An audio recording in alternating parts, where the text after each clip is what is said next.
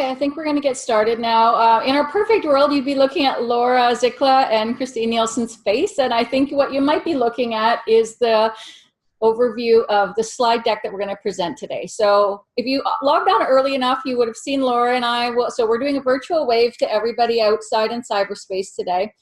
I wanted to take this opportunity to thank everyone for joining us today to talk about an important crossroads for CSMLS and the occupation, which is the MLT Health Human Resource Shortage Call to Action. So with me today is Laura Zikla. She's joining us from Ottawa. She's our researcher. And you have myself, Christine Nielsen, the current voice, the CEO for the Canadian Society for Medical Laboratory Science. We should be together for just under an hour today to talk about the call to action. Hopefully we can wrap it up a little bit quicker and we can take your calls. So I'm going to turn it over to Laura now to talk about the CSMLS, fill you in a little bit on who we are, where we came from, how we're moving into this call to action, and what you may be able to do now. So thank you, everyone. Wonderful. Thank you, Christine, for that. So Canadian Society for Medical Laboratory Science, for those on the call who are not necessarily familiar with our organization, is a not-for-profit.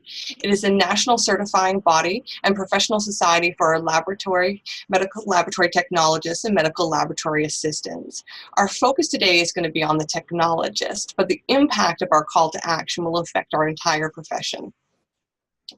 Next slide, please. We're working on that. Okay, not a problem. So our discussions today, I'm going to give you a little bit of a background in terms of the research that has been conducted so far, as well as the future of what our research is going to hold. So we're going to start today in terms of our traditional education models that we have within Canada. We have 20 accredited medical laboratory science programs that are training our future technologists. When we conducted an environmental scan in the 15-16 academic year, at that time our programs ranged everything from 2 to 4 years in length. There was differences within the clinical practicum. Sometimes the hours were grouped, sometimes the hours were separated. And the range to which the programs were allocating their clinical hours ranged from 17 to 59%. One of the biggest and most astonishing concepts that came out of our environmental scan was that the academic programs at that time did not anticipate increasing their MLT seats anytime in the near future. But we have some dramatic change winds coming along, and so we're going to discuss some of that climate change with you. Next slide, please. So I'm going to start off with the concept that Kai released back in 2010, a report at CSMLS had distributed the information at that time to say that half of our MLTs are eligible to retire in 2020. And considering 2018 is coming to a close, this time has approached us fairly fast. I'm going to talk a little bit more about those numbers in a minute, but just in between, there's some more change that's happening. We have an increase in demand in terms of our services, and there's research out of McMaster University looking at Ontario data, which basically found that the workload had doubled in comparison to the expectations that were forecasted. As well, from our discussions at educator and employer forums that we held in relation to this project, we know that our laboratory employers want technical and essential skills and the competencies obtained prior to the students coming into their practicums because of some of the burdens that they are experiencing as well. And then we have system level changes. So at the health system level, there's financial restrictions that are occurring all across Canada, whether that's a reduction in budgets, whether that's centralization or mega labs such as those in Alberta and Quebec. We're seeing high level changes in regards to our profession and our professional workplaces. Next slide. And all of this comes to increasing the knowledge requirements for our medical laboratory professionals as a whole. Things such as precision medicine, which will continue to increase the requirements within laboratory services, changes such as point-of-care testing, and simply the technology change that has occurred with over the last 10 years and will continue to occur in the future has impacted our profession. And we can see the knowledge requirements that are required for this simply from the fact that CSMLS had to change its certification in order to reflect the knowledge change of our future and our current workforce. Next slide, please. One of the main limiting factors in regards to some of these changes and making sure that we have a robust workforce out there is the clinical placement shortage. Now, this isn't something that's new to our profession specifically. We do see it within the other professions in healthcare. But for us, there is the limited dollars associated with training because we do have different funding models within the lab in comparison to some of the other professions. Because of a shortage that's already occurring, staff are not necessarily able to take on students or more students because they just simply don't have the time due to that productivity that I was talking about. And this workload burden is definitely impacting them in terms of the mental health and the laboratory environments. There's other things such as the resources required in order to train students or provide them with opportunities to train. Those are decreasing as efficiencies occur within the lab. And because of the decrease, there's increased competition from our academic programs. So they're requiring to scramble more in order to find places for students to have a spot in order to train. And although wonderfully we are seeing an increase in students, it's not enough students across time. So the clinical placement shortage is a key component. Now something has to give. This is something that's just a fact at this point in time. We have collected some evidence in regards to this. So what I like to call the dirty laundry. Let's just put it out there for the world to see and say, guess what? Our student training and clinical placements are suffering. Now this is not to say that we're not achieving accreditation and that our workforce isn't doing a fantastic job. In fact, it's saying that we are trying to excel under very difficult conditions, and we want to make sure that we can maintain an enhanced environment of training for our students, as well as a healthy workplace for our working professionals. In a survey that we conducted with our students, our recently graduated certified medical laboratory technologists, we received comments such as, I found that they didn't have the time to spend with me and were unsatisfied when the student was in the clinical placement at that time. And then the flip side of that, from our professionals, we conducted an online focus group where we had our working professionals talk about the mental health burden that they experienced. And at that time, 38% of the respondents were experiencing emotional exhaustion. So not just stress, but emotional exhaustion. 59% said they were highly stressed at least once a day. Now, we do have some stats that I won't talk about specifically here today, but we have new national indicators, and you can find these in regards to mental health and quality of work life on the CSMLS Mental Health Toolkit. Next slide, please. So we have conducted a lot of research in regards to what is out there and why we need to do this call to action we're discussing today. Again, I'm not going to go through the details of all of these different phases of the project, but I do want to point out that we made sure that we were evidence-based, that we course-corrected and filled in gaps across the different project time points, and we made sure that we were involved our stakeholders as much as possible at every iteration of that particular process. The focus of today and where we are currently is at phase 3B of the action and advocacy. Next slide, please. So we did accumulate all of this information for you. So if you're looking for a one-stop shop, I invite you to come to the CSMLS website. You're going to want to go to that main toolbar at the top and go under research, and you're going to find the simulation and clinical placement initiative. This was the starting of our call to action. There's the background information and stats that you can use towards your business cases, an overview of the initiative, a simulation definition in regards to our educator forum, which will help to potentially decrease some of those clinical hours and try to absolve some of our clinical bottleneck, our results, and letters of commitment for employers who want to join our call to action and want to advertise that they're willing to increase the number of students they can take or able to take on new students. If you also look on the left-hand bar, the blue box that you'll see on the screen, there is the Canadian Medical Laboratory Professions Call to Action. You can also find our call to action and all the finalized details associated with that we're talking about today on this website as well. Next slide, please. So not to be too dramatic, but the storm is coming. It's waiting for us. Like I said, back when CIHI had released the original results of saying that this phenomenon was going to happen, we are now here. So we are looking at the storm head on at this point in time. Next slide, please. But that being said, we can make a change. So we believe at CSMLS that the medical laboratory technologist health human resource shortage is at a transformative tipping point. This is key at this point. CSMLS believes that an intensified effort by Canada's medical laboratory stakeholders can push the agenda forward into real and meaningful change. We also know that the governments are not leading collectively in order to increase the workforce for us. So this is something that we are starting and pushing and advertising for. We know that there's going to be challenges. We know that we might not obtain an ideal situation, but we can get to somewhere that's going to make our working environments in the laboratory better and provide a better, healthier environment for our professionals nationally. Next slide, please. So when I talk about sharing this call to action and the resources required in order to increase that bottleneck, this is not just CSMLS, this is multiple stakeholders involved. We need our deans and our chairs to help promote this at the academics level and create change for the educators, the clinical instructors and preceptors. We need our medical laboratories and their laboratory executives, managers, and supervisors to recognize that this is occurring and help support their staff on multiple levels in order to help achieve the number that we're looking to achieve. We need regulators to review and understand and help support, as well as our creditors and our government. So CSMLS is trying to work with all of these stakeholders in order to achieve what we're looking to achieve. Next slide, please. So this particular bar graph, this is talking about our Chi-High data.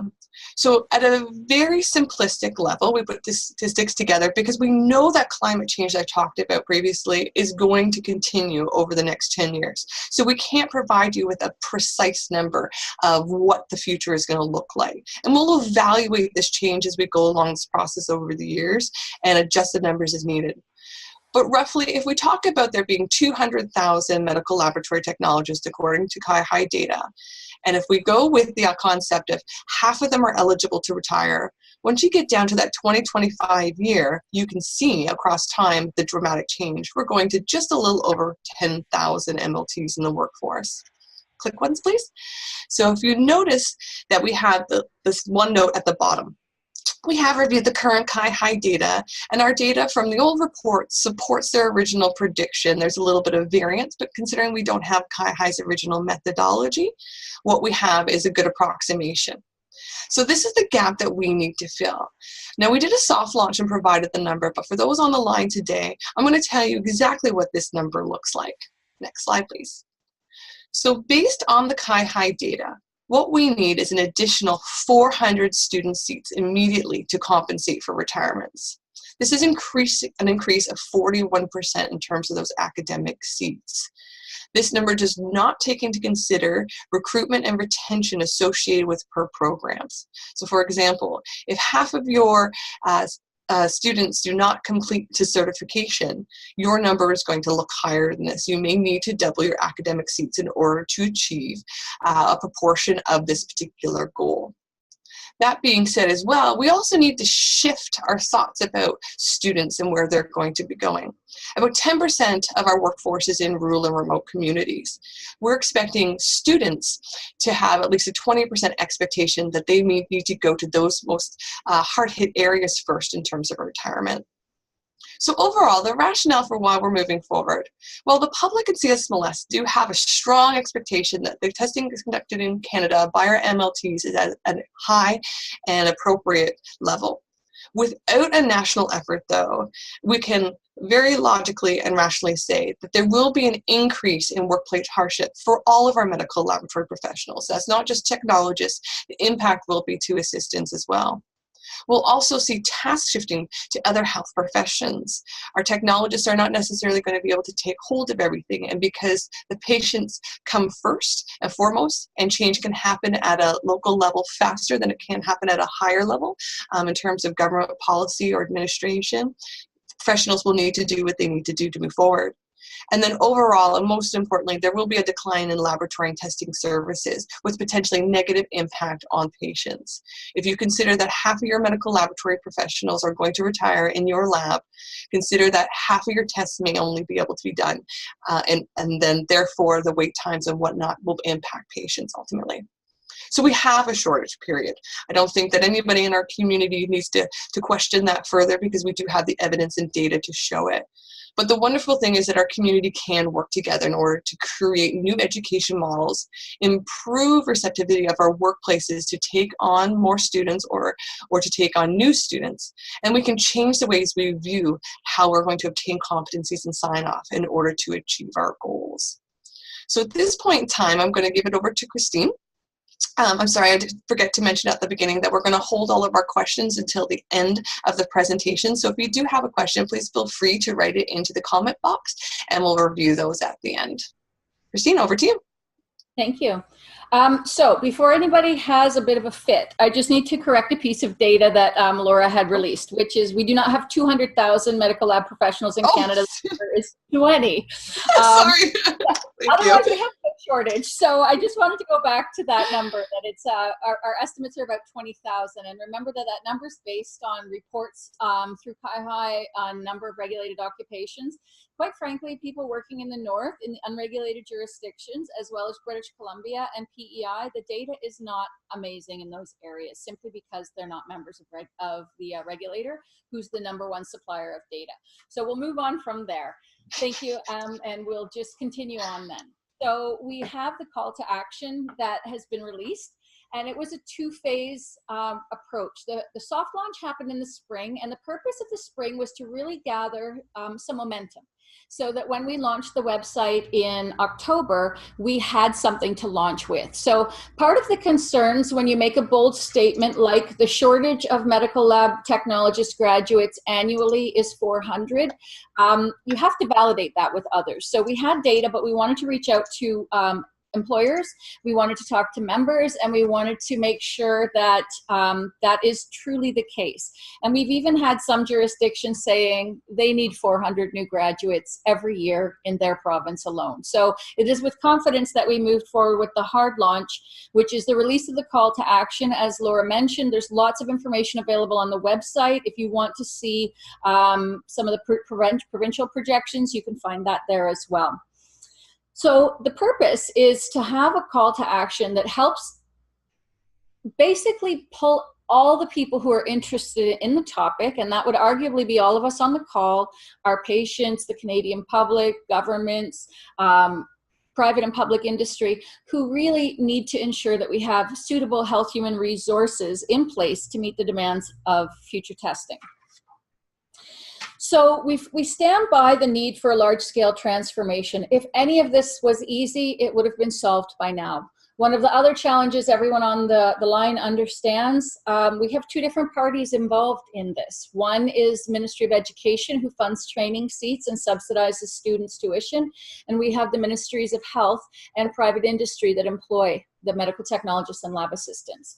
So above all, CSMLS is focused on supporting the members and the profession to meet the needs of Canadians and their families, ensuring high-functioning lab teams and the proactive, safe, effective, affordable promotion of lab services that is informed by evidence and delivered in a timely manner. We can always delay testing, but the public does not expect that. They expect results are given in a timely manner so that decisions can be made for their care. So the public and private labs are recognizing that the negative impact of precarious positions, so this can be when people are in casual or part-time employment situations, they're feeling what that looks like in the workplace now. Because sometimes it means that we were noticing from the lab assistants in 2000, and I think the data was from 16, only 16% of medical lab assistants were working permanent full-time. The number's better for MLTs, closer to 90%.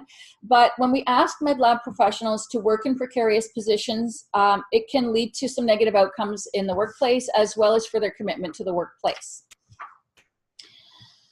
So part of the goal is to make sure that we have all the stakeholders understanding that we need to look at the budgets from a long-term perspective. It is very challenging, I know, especially when budgets are under heavy scrutiny by provincial governments to say that, but it is something that could improve the long-term outlook for the occupation.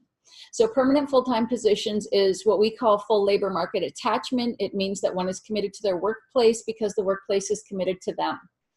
It can involve new collaborations with academic partners for clinical spots, and we may need to look differently at clinical placements.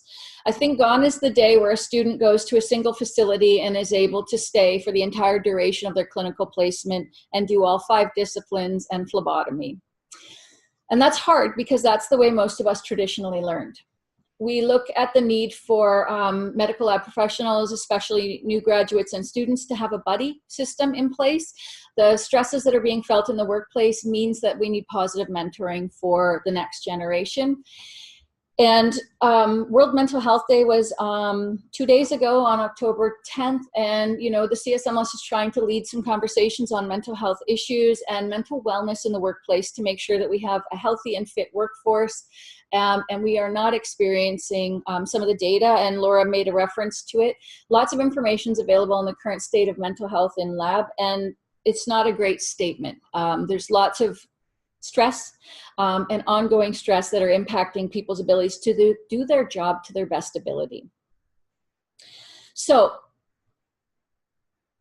simply put, we need to increase the number of students that have access to clinical placement sites to deliver quality clinical placements. We have had testimonials from students that say they went to clinical and it was a clinical placement, but I can understand how the best was not brought out during that clinical placement. And it's very hard because, you know, we need to have enough time for mentoring and for learning on the job.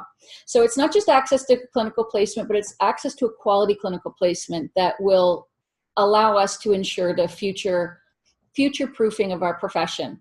So it involves building in infrastructure that allows for dedicated time. It's not, gone is the day where you can just ask a student to follow someone around the lab and hope they absorb things. We need to have time for dedicated instructors and preceptors. And quite frankly, our budgets don't allow for that now. So this is something that, you know, we do need to have lots of people involved in the conversation about how to make that happen. Other occupations do it, and I'll speak to nursing. There is a dedicated clinical educator, a dedicated clinical nurse practitioner who's looking after the students that come in. We don't usually have that luxury in our field, but it's being done elsewhere. So we recognize the importance of the hands-on experience, but we also acknowledge that there is a role for alternate models to be brought in. The way we've always done it is not allowing us to increase the number of enrollments that we need. So we acknowledge that there could be new models that require things like the use of simulation, and simulation in a controlled manner that allow us to increase the net number of students that can graduate at any one time. Okay. So labs without clinical placement agreements should evaluate and decide how they might be able to contribute. And it may be that they can help with 1 or 2 disciplines. They may not be able to do a full clinical placement for all students.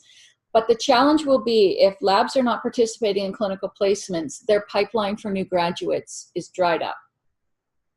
The academic programs have reported some competency sign-off that they're working on within simulated environments. No surprise to anyone, CSMLS is interested in the use of simulation as a means of capacity building, but it has to be done in a controlled environment. So we have a position statement on the use of simulation that may help anyone who's interested on the line.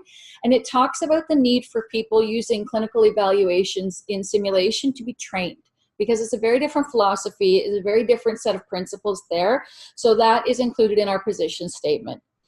The academic programs can and should explore new ways for competency sign-off and network with the other programs to identify how they can accomplish this. We've seen great collaboration from some schools, and it's just the start, I think. So we think immediately that we need to make sure that we have an increased number of MLT academic seats to help us with the health human resource shortages that we know we're under pressure right now. Programs in the clinical placement sites and the non-clinical placement sites need to formally evaluate their programs with their administration to see how they can advance student clinical placement training and increase student throughput. And as I said, it may mean that clinical placements have to look different.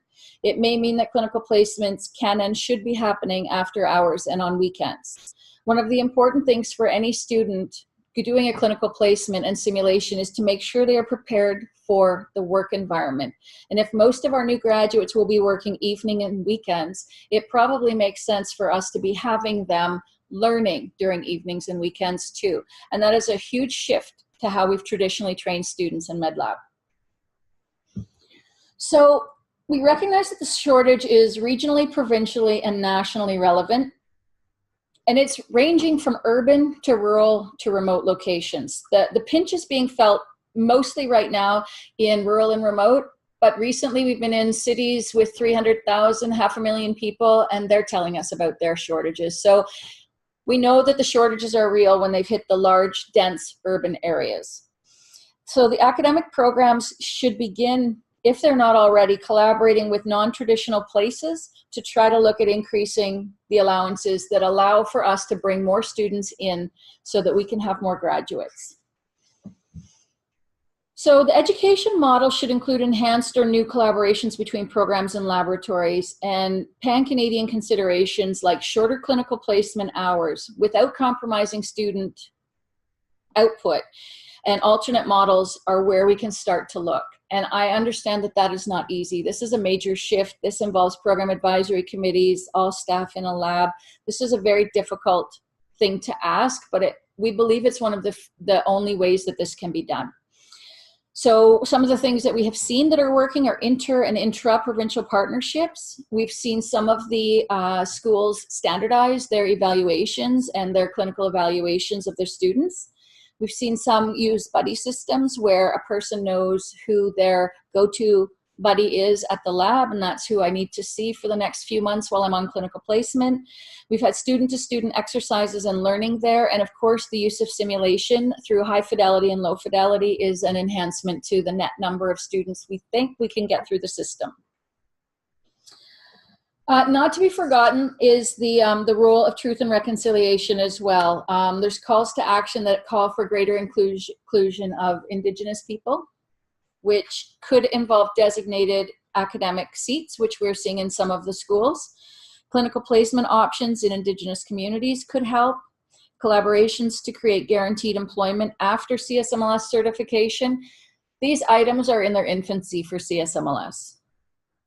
We should consider recruitment and retention of other underrepresented student populations locally.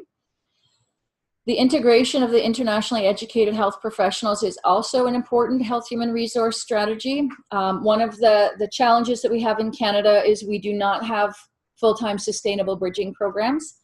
The programs usually do very well while they're in pilot, and they struggle with financial viability after they move out of pilot phase. The CSMLS knows, though, that the net benefit of a bridging program is that many students that take a bridging program are successful on the national exam, and they're welcomed into the workplace because they have the very important clinical placement experience in Canada. So part of the stakeholder action as well is suggesting that an evaluation of MLT admission requirements should be considered. There are some schools that have very formal screening processes. There's hundreds of students that are attempting to gain access to a program, and there are other programs that have first come, first admit process. So as Laura had mentioned, the retention rates of the school programs are really important. If a school is traditionally having an 85% retention rate, then that's great. But if the goal is to have 100 students graduate, it means that 120 need to be brought in.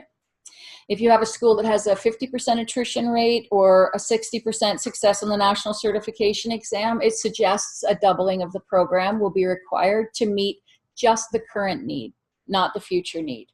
So these are some of the things that we think are places for possible improvement within the system.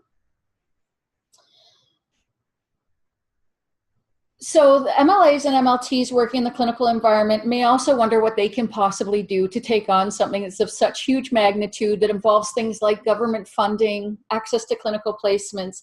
But it means that when students come to your workplace, that you're welcoming, you're encouraging them. One of the hardest things that can happen to students when they arrive in a workplace is that it's not the best environment for them to be assessing their future viability in an occupation.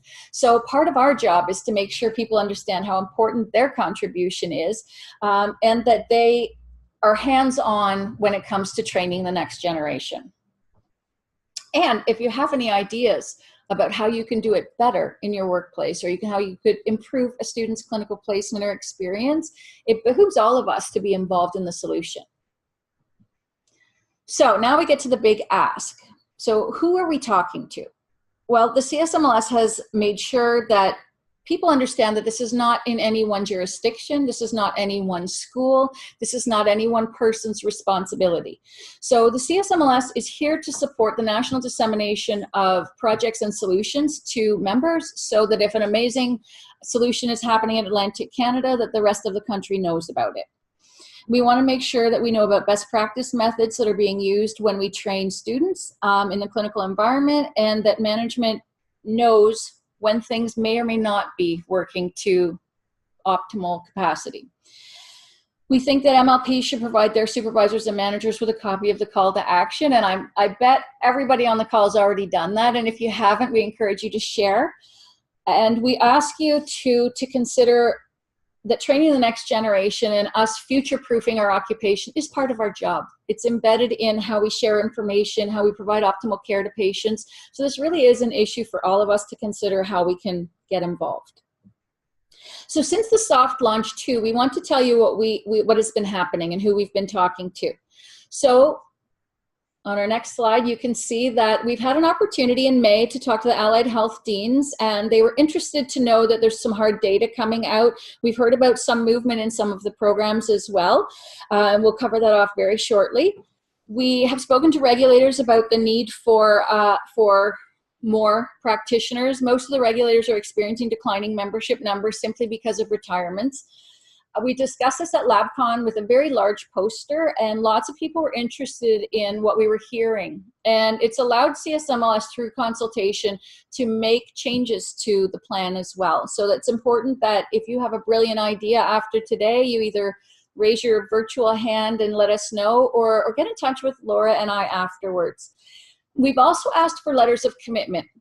Part of the challenge by asking all schools to take on more students is that they need a place to train. And we've heard from 2015, nobody was planning to make any changes, to changes have become necessary. So letters of commitment have come into CSMLS from 4 different provinces, acknowledging that workplaces are willing to look at what they are doing and can they do more, and expressing commitment to being involved in part of the solution. So that's great. We're also looking for more letters of commitment. So if anybody on the phone is able to commit to that, that would be amazing as well.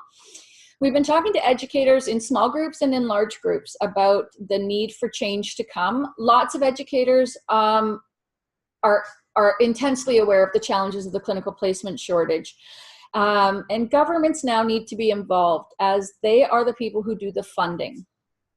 So we know that some changes are happening. We know the Michener Institute has increased enrollment this year, and they're running some piloting to see if they can reduce some of the time for the clinical placements. There's a new program that's in the process of becoming accredited in New Brunswick. Woolton College is planning to take in, I will say, around 24 students. The number may be closer to 30, acknowledging that there may be some attrition. So that program should be starting in February of next year. SAIT has been making some movement as well with the number of, I think the number of students, or with the use of simulation. I'm not exactly sure there. Laura, could you fill in that hole on SAIT for me? Sorry, that's unmute there. Yes, so last I heard that SAIT was looking to potentially increase by 10 to 15, and I think that was for this particular academic year. So it likely has already happened or is about to happen. Okay, thank you. So there's your whirlwind tour of the CSMLS call to action. If you had not seen any of the information before, I understand this will be incredibly overwhelming. So if you take nothing away from this, understand that the call to action involves all people involved asking, how can I help? If the true issue is the shortage of clinical placements, how can I make that happen? How can I help increase the net number of people in the clinical placements to help the schools say, okay, we can take a few more students in this year? So it's now question and answer time. So thank you to everyone who's been sending in questions. I see our staff furiously writing, so I know we at least have a couple of questions to address. And Laura and I, once the question's been read out, we'll figure out who would be best to answer. Christine, I can't see the questions from my end, so if you're able to read them from your end, that would be wonderful. Yeah. Thank you. So the first question is a clarification. Did you say most sites have 90% full-time techs? Ours is more like 25%. Did I get the number right? So let me clarify that. So in the 2016 new graduate uptake survey, so that's where CSMLS goes out to the medical lab technologists that 1 year after certification, we ask the question, are you working full-time, part-time, or casual? And what do you want to be working? That's an important question we've started to ask. So the number is quite high for medical technologists being offered full-time employment. And that is a change that's happened in the last few years. I will say almost since the mid-90s, there's been a real attachment to part-time and casual and contract positions for new graduates. And we're starting to see a shift towards a bigger commitment from the employer to the individual technologist. So that is only a new grad statistic for newly certified. And Christine, I'm just going to share my screen for a moment here, and I'll be able to show where that's located on the website. Okay.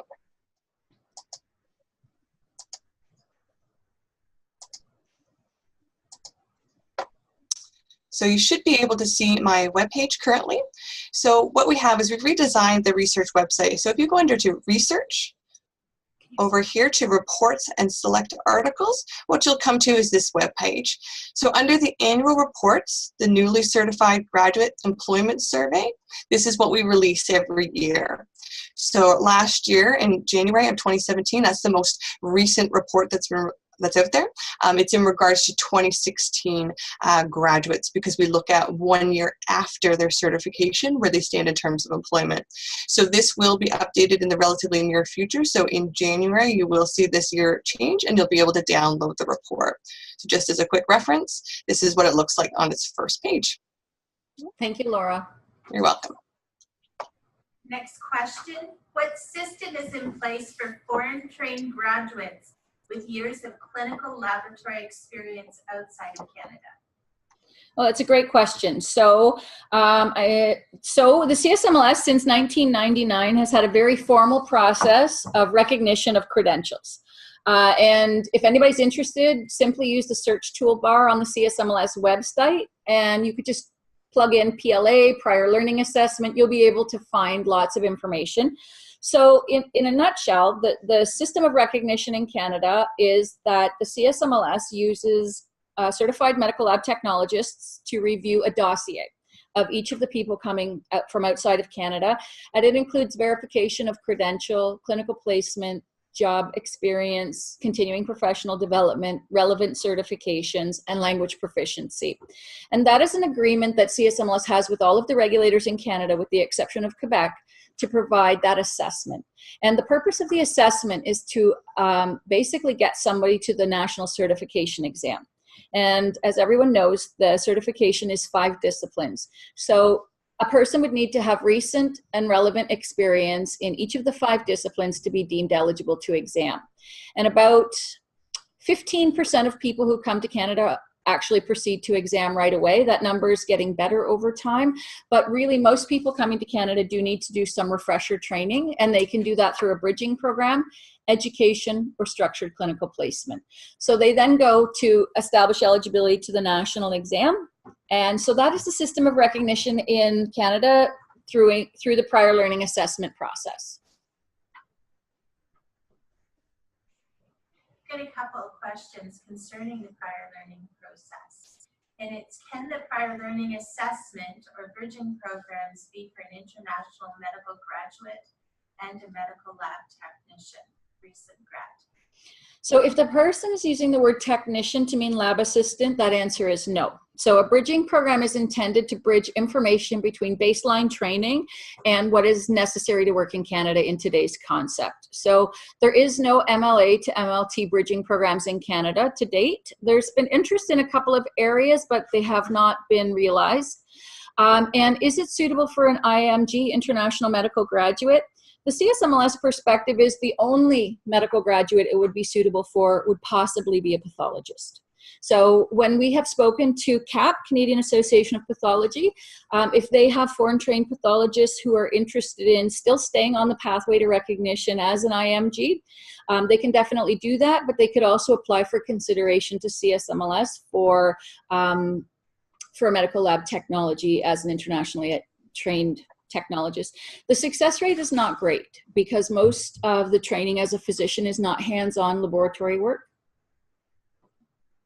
We're getting quite a few questions about the MLT and the PLA process.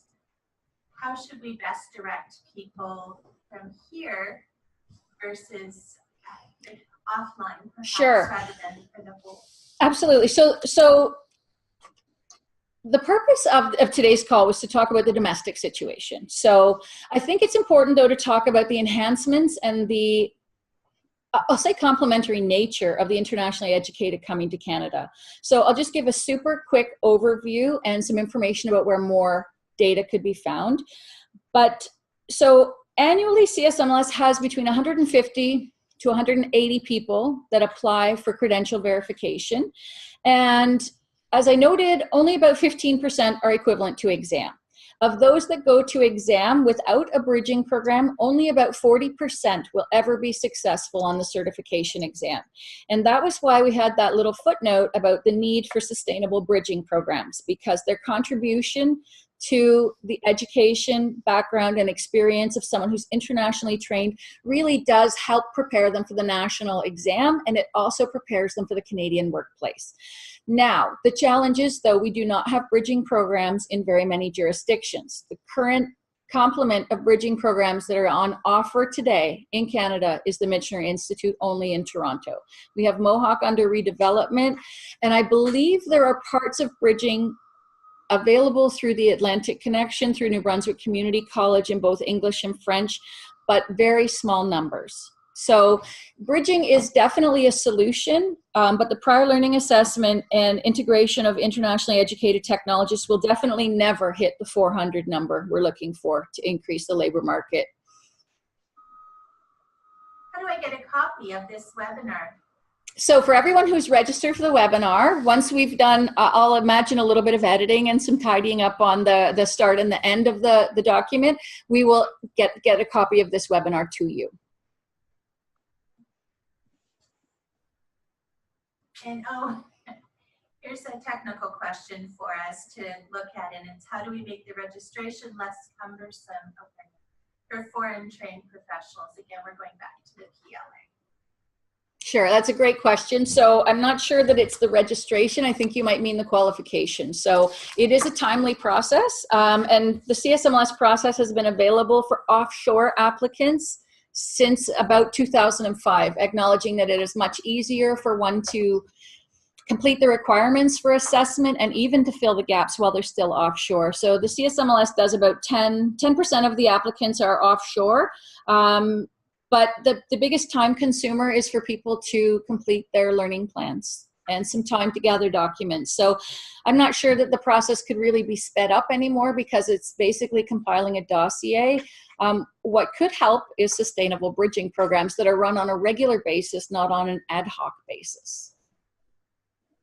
And that is the end of our questions for right now.